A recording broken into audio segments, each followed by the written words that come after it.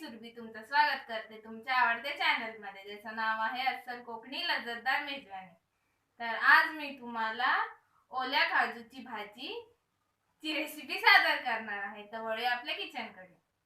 तर माझा व्हिडिओ आवडला असेल तर प्लीज लाईक करा, शेअर करा आणि सबस्क्राइब करा माझ्या चॅनलला आणि बेल आयकॉन वाजवायला विसरू नका। जसे जसे मी नवीन व्हिडिओ अपलोड करेन तसे तसे तुम्हाला नोटिफिकेशन येत जाणार। आज मी ओल्या काजूची भाजी बनवणार आहे। तर त्यासाठी लागणारे साहित्य बघूया। इथे काजू आहेत ह्या ओल्या, त्या मी स्वच्छ कापून धुवून आणि थोड्या 5 मिनिटं गरम पाण्यात उकळून घेतल्यात आणि त्याची सालं काढून घेतले आणि थोडं मीठ आणि हळद लावून घेतले त्यांना। त्याच्यानंतर हे मसाले आहेत। हे घरगुती तिखट आहे 1 चमचा, त्याच्यानंतर संडे मसाला आहे अर्धा चमचा, हा गरम मसाला आहे अर्धा चमचा, ही पाव चमचा हळद आहे, चवीनुसार मीठ आहे। त्याच्यानंतर इकडे टोमॅटो आहे 1 मीडियम आकाराचा बारीक चिरलेला, त्याच्यानंतर आलं लसूण पेस्ट आहे 1 छोटा चमचा, कढीपत्ता आहे, कोथिंबीर आहे, हे वाटण आहे कांदा खोबऱ्याचं। कांदा खोबरं मी भाजून घेतलंय आणि कोथिंबीर घेतले त्याच्यामध्ये, आणि हा बारीक चिरलेला कांदा आहे, 2 आहेत ते कांदे। हे आपल्याला साहित्य लागणार आहे। आता टोपामध्ये मी 2 चमचे तेल घेतलंय, ते थोडं गरम पण झालंय। तर त्याच्यामध्ये मी पहिल्यांदा बारीक चिरलेला कांदा टाकते।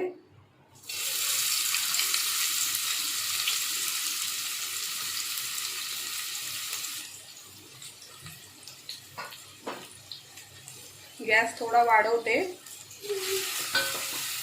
आणि तो कांदा आपल्याला तेलामध्ये चांगला परतून घ्यायचा आहे मऊ होईपर्यंत। लवकर मऊ होण्यासाठी मी थोडंसं मीठ टाकते, म्हणजे कांदा पटकन शिजला जाईल। कांदा पण आता चांगला मऊ झालाय, तर त्याच्यामध्ये मी टोमॅटो टाकते। तो पण आपल्याला चांगला मऊ होईपर्यंत परतून घ्यायचा आहे।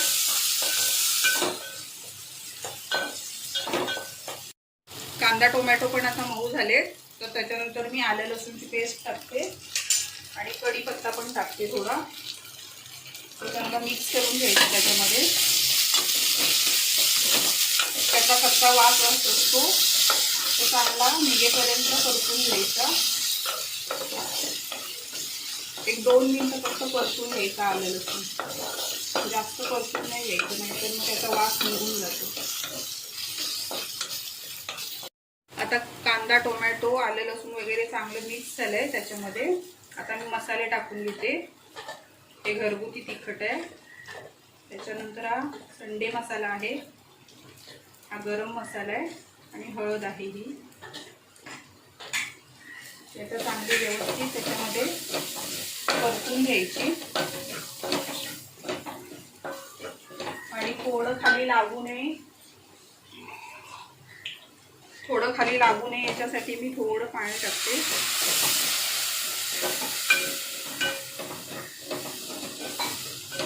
मसाले पण आपले चांगले मी परतून घेतलेत आणि त्याला तेल पण सुटलंय, तुम्हाला आता दिसतच असेल। हे बघा, त्याला तेल सुटलंय चांगलं व्यवस्थित। तर त्याच्यामध्ये मी आता कांदा खोबऱ्याचं वाटण टाकते, थोडंसंच टाकायचं, जास्त नाही टाकायचं, कारण मी काजूची भाजी सुकी बनवणार आहे।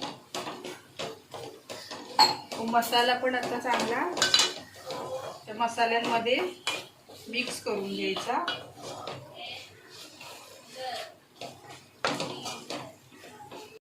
आता आपले मसाले पण चांगले एकजीव झाले, त्यातलं पाणी पण पूर्ण निघून गेले, चांगला आता मसाल्यांचा गोळा झालाय पूर्ण, तुम्ही बघू शकता।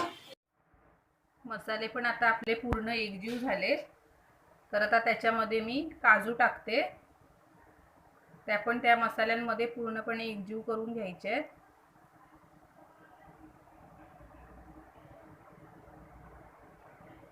आणि काजू थोड्या शिजण्यासाठी मी थोडंसं पाणी टाकते, आणि त्याच्यामध्ये जास्त पाणी नाही घालायचं, आणि जर जास्त घातलं तर मग काजू जास्त शिजून मग त्यात तुटू शकतात, त्याच्यामुळे जास्त नाही घालायचं पाणी। आणि आपल्याला या काजू 10 मिनिटं मंद गॅसवरती शिजवून घ्यायचे।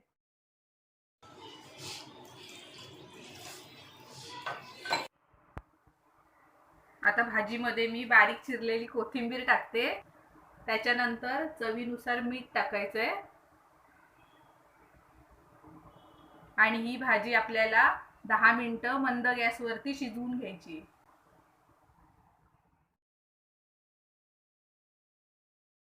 आता 10 मिनिटं झालेली आहे. तर आता बघूया आपली भाजी. आता झाकण काढते मी. आता आपली भाजी पूर्णपणे चांगली व्यवस्थित तयार झाली आहे.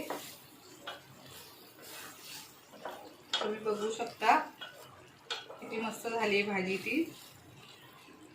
आता ती एका मी डिश मध्ये काढून घेते. काजूची भाजी इथे तयार आहे. तुम्ही बघू शकता ताटामध्ये भाजी आहे, चपात्या आहेत, भात आहे आणि हे वरण आहे.